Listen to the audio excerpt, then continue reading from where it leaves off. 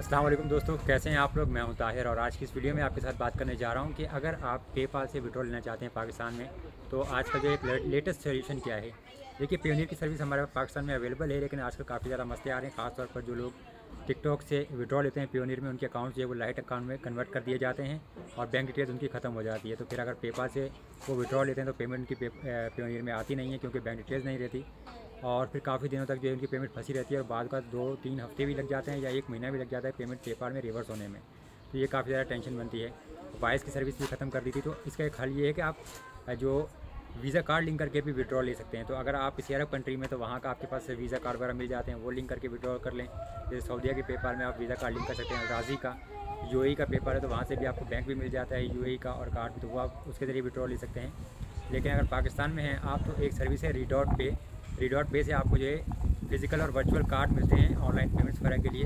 आप वो कार्ड जो है इजीली आप पाकिस्तान से अकाउंट्स का बना सकते हैं। उसके बाद आपको कार्ड वगैरह भी इसमें मिल जाता है।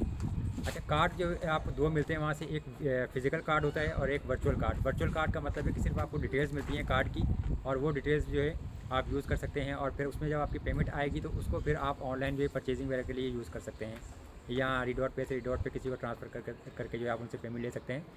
अच्छा, उसके अलावा जो है रीडॉट पे का एक फ़िज़िकल कार्ड भी होता है। तो फ़िज़िकल कार्ड का ये फ़ायदा है कि वो आप पाकिस्तानी एटीएम वगैरह पे जाके यूज़ कर सकते हैं और वहाँ से जाके आप विड्रॉल ले सकते हैं। अब रीडॉट पे का जो फ़िज़िकल कार्ड है पाकिस्तान में जैसे बैंक अल्फला की एटीएम पे यूज़ होता है और वहाँ पे जो है पर विड्रॉल के चार्जेस जो हैं 850 रुपये हैं। यानी कि अगर आप वहाँ से 50,000 रुपये निकलवाएंगे तो 850 चार्जेस काटेगा और अगर आप वहाँ से 10,000 रुपये भी निकालेंगे तब भी जो है 850 रुपये ही आप पे चार्जेस कटते हैं।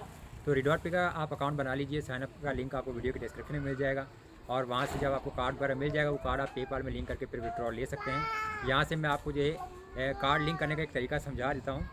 और बाकी देखिए कि रीडॉट पे की भी कुछ फ़ीस होती है, फिर बैंक ट्रांसफ़र जैसे, और यहाँ कार्ड में ट्रांसफ़र की भी जो है पेपाल की अलग से फ़ीस होती है। तो नॉर्मली रीडॉट पे जो है तकरीबन 5 से 6% तक फ़ीस ले रहा है आपसे।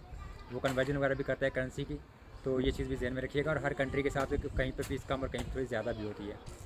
देखिए, रीडॉट पे में जो है ये कार्ड वाला पेज, जब आप इसके ऊपर आते हैं तो यहाँ पे आपके पास ये प्लस का निशान है, इसके ऊपर क्लिक करेंगे तो यहाँ पे आपके पास ऑर्डर कार्ड का ऑप्शन है। तो यहाँ से आप वर्चुअल कार्ड ऐड कर सकते हैं या फिर फिज़िकल कार्ड। तो ये कार्ड जब आप ऑर्डर कर लेंगे आपको मिल जाएगा उसकी डिटेल्स वगैरह। तो फिर यहाँ पे इस तरीके से आपके पास कार्ड की डिटेल शो होती हैं। व्यू के ऊपर आप क्लिक करेंगे तो आपको कार्ड की डिटेल शो हो जाएंगी। यहाँ से आपने कार्ड की डिटेल कॉपी करनी होती है और फिर वो जाके आपने पेपाल में ऐड करनी होती हैं।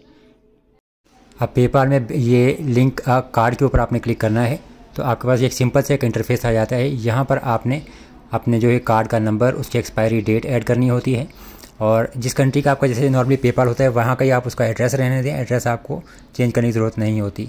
और उसके बाद आपने यहाँ से लिंक अ कार्ड के ऊपर क्लिक कर देना है।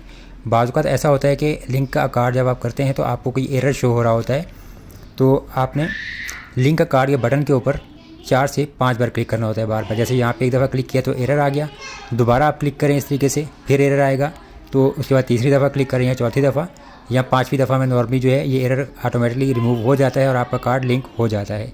जैसे यहाँ पे देखिए ये मेरे पास ऑप्शन आ रहा है तो ये यहाँ पे सक्सेसफुली लिंक हो गया है। कार्ड जब लिंक हो जाता है तो फिर उसको कन्फर्म करने की भी ज़रूरत होती है। यहाँ से सिंपल आप ओके के ऊपर क्लिक कीजिए और दोबारा से जब आप ये अपने कार्ड्स और बैंक वाले पेज के ऊपर जाते हैं तो वहाँ पे आपके पास ऑप्शन आता है कि जी आपको अपना कार्ड कंफर्म करने की ज़रूरत है। तो ये देखिए कंफर्म योर कार्ड के ऊपर क्लिक करेंगे आप तो फिर आपके पास ये नया पेज आ जाएगा और यहाँ से आपके पास कंफर्म योर कार्ड का ये बिलो जो लिंक है इसके ऊपर क्लिक करना है आपने, ताकि आप अपने कार्ड को कंफर्म कर सकें। तो नॉर्मली जब आप इसके ऊपर क्लिक करते हैं तो पेपाल जो है आपके कार्ड से छोटी सी एक पेमेंट काट लेता है। तो आपने ये गेट अ कोड के ऊपर यहाँ से क्लिक कर देना है और उसके बाद आपने अपने कार्ड की जो है ट्रांजैक्शन एक्टिविटी है वो जाके देखनी है। वहाँ पर आपको एक कोड शो होगा पेपाल की साइड से, तो वो जो कोड आपको मिलेगा वो कोड आपने यहाँ पर ऐड करके अपने कार्ड को कंफर्म कर लेना है।